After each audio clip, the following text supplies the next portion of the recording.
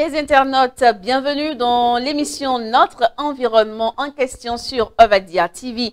L'arbre, nous l'avons une fois encore célébré ce 1er juin 2019 et il s'agit justement de la 34e édition. On se rappelle que c'est par décret que Feu Général Mathieu Kérékou l'a instauré en 1985. Et si nous faisons un petit calcul, chacun devrait déjà être à son 34e arbre et la verdure du Bénin aurait déjà un autre visage. Alors, vous comprenez donc que la situation interpelle tout le monde. Je me suis interpellé sur le premier arbre que le général Mathieu Kérékou a planté. Beaucoup ne le savent pas. C'est à Sémépoudi là. C'est non loin de la zone industrielle. Il y avait une forêt, c'est dans la zone là que ça a été planté. Mais qu'est-ce qui s'est passé? Quand la zone industrielle est arrivée en temps, l'espace que la zone industrielle occupe aujourd'hui appartenait à des personnes. Quand on les a pris leur espace, leur terrain, beaucoup ont été lotis dans une zone, dans les environs, je crois, c'est les parcelles E2 où le général Mathieu Kérékou a planté. On a déplacé des gens qui ont quitté la zone industrielle, on leur a octroyé des terrains dans cette zone-là. Et quand on leur a octroyé des terrains, chacun s'est retrouvé chez lui, sur ses parcelles, et systématiquement, tout ce qu'on a fait à l'époque a disparu. Je crois que nous devons faire une pause pour nous interpeller sur les journées de l'arbre. Ce que je dis est dû au fait que le suivi des arbres que nous plantons pose un véritable problème de fond. Quand nous plantons, nous n'arrivons pas à suivre jusqu'au bout les arbres plantés. Et ça, c'est un véritable problème de fond. Et il va falloir qu'on trouve un mécanisme pour le suivi. Ça, c'est ma première déception. Et le mécanisme, je vais direct au but, je crois qu'il faut que nous impliquions les élus pour que si nous plantons sur un territoire, dans une commune, dans un arrondissement, dans un quartier, les élus puissent mobiliser pour nous des jeunes volontaires pour l'environnement, on peut les appeler comme ça, qui suivent ces arbres pour nous et que nous créons un budget pour pouvoir payer ces jeunes-là, pour pouvoir les entretenir. Parce que sinon, au bout, nous créons le budget pour avoir des plans, nous créons le budget pour lancer les cérémonies, nous créons le budget pour nous déplacer, mais pour suivre, ça n'existe pas. Donc, il faut qu'on commence par suivre, et rigoureusement. Et que chacun s'implique. Parce que ça vaut mieux alors que nous plantons 5 arbres, et bien suivre, que de planter 35 000 arbres et ne rien suivre. Donc, nous avons ce problème fondamental que nous allons régler. Alors, le directeur de l'unité de protection de l'environnement vient de le marteler. Ce qu'il faut aujourd'hui, c'est un plan de suivi rigoureux. Eh bien, des arbres plantés, doit-on continuer de planter pour planter? La réponse, c'est non. Je vous invite à suivre à présent d'autres sons de cloche.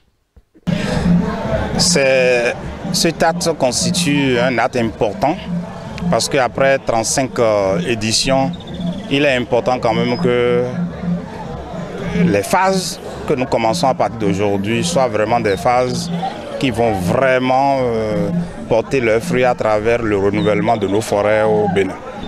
Et nous avons eu un autre comportement qui consiste à ne plus venir simplement mettre de l'arbre. Mais nous avons transformé la zone en village. Donc nous avons serré les zones en 10 et nous avons responsabilisé les élus de chaque village. Et à la veille de l'édition prochaine, nous allons évaluer pour voir quels sont les villages qui ont scellé au niveau de la mise en terre de ces plans de cette année. Le plus important, ce n'est pas de mettre les plans en terre, mais c'est le suivi et l'entretien. Ça nous a amené même à comparer les plans à un être qui vient de naître, un être vivant et qui a besoin de l'entretien pour sa croissance. afin qu'on puisse profiter de ces fruits et de ces bienfaits. Oui, le suivi se fait même par la tutelle et nous descendons de façon sporadique dans les communes, la commune qui abrite l'événement pour voir comment les plans sont entretenus et s'il y a des choses à faire, des réajustements à faire, on n'hésite pas à le faire avec cette commune et nous appelons également le conseil communal à effectivement aider les populations à entretenir les plans. Et surtout mettre l'accent sur la sensibilisation pour que les populations également puissent entretenir les plans et en faire vraiment les choses. Et voilà donc des élus locaux qui rassurent de ce qu'un plan est mis en exergue pour contrôler les plans mis sur terre, même si les résultats ne sont encore visibles. Tout le monde doit se sentir concerné par la chose, nous rappelle ici le spécialiste environnement. Ça veut dire quoi? Ça veut dire que nous avions besoin de nous approprier tous de la journée de l'arbre pour en faire une réussite totale. Donc ça veut dire, à partir de cette journée de l'arbre, nous devons tous nous dire ce qui se passe aujourd'hui nous concerne.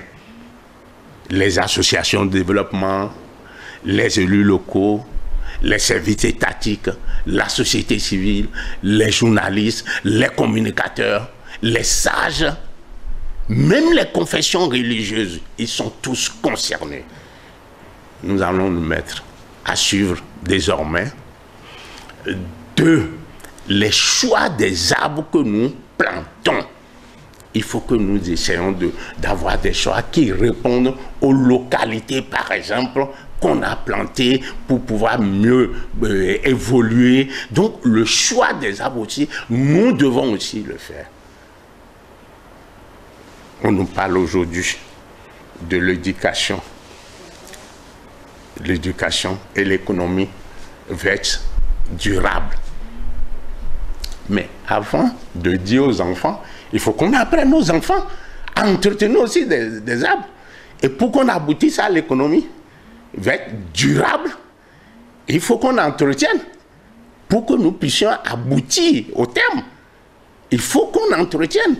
Donc, l'entretien obligatoire, et ça devient un problème de conscience et de responsabilité nationale à tous les niveaux. C'est-à-dire qu'il ne faut pas que certaines corporations pensent que c'est le dossier de certains. Non, c'est notre dossier à nous tous, et que nous réinventons et que nous échangeons tous sur l'objectif que nous voulons, nous échangeons tous sur c'est-à-dire la réussite que ça devait être cette journée de l'arbre. Quand nous allons en parler aux enfants, il faut que quand nous plantons par exemple dans les écoles, il faut qu'on apprenne aux enfants à entretenir. Il faut qu'on leur inculque ça dans la tête. Mais le problème que ça poserait, par exemple, au niveau des écoles, je donne un exemple, vous prenez le directeur d'école, oui, il est prêt à planter avec les enfants. Mais il vous dira, il faut que j'ai l'eau et le seau pour puiser et aller arroser. Je n'ai pas l'eau de Soneb. Donc, il me faut certainement une installation d'eau dans l'école. Ou bien j'ai l'eau, mais si je me mets à prendre l'eau là pour arroser ou entretenir les arbres, la facture de la Soneb va augmenter. Qui m'aide à payer? Et je voudrais qu'on retienne pour finir que tout le monde a droit à un environnement sain, mais surtout, tout le monde a le devoir de le protéger. Ce sera donc tout pour cette émission. Merci à vous de l'avoir suivi et à la prochaine sur notre environnement en question.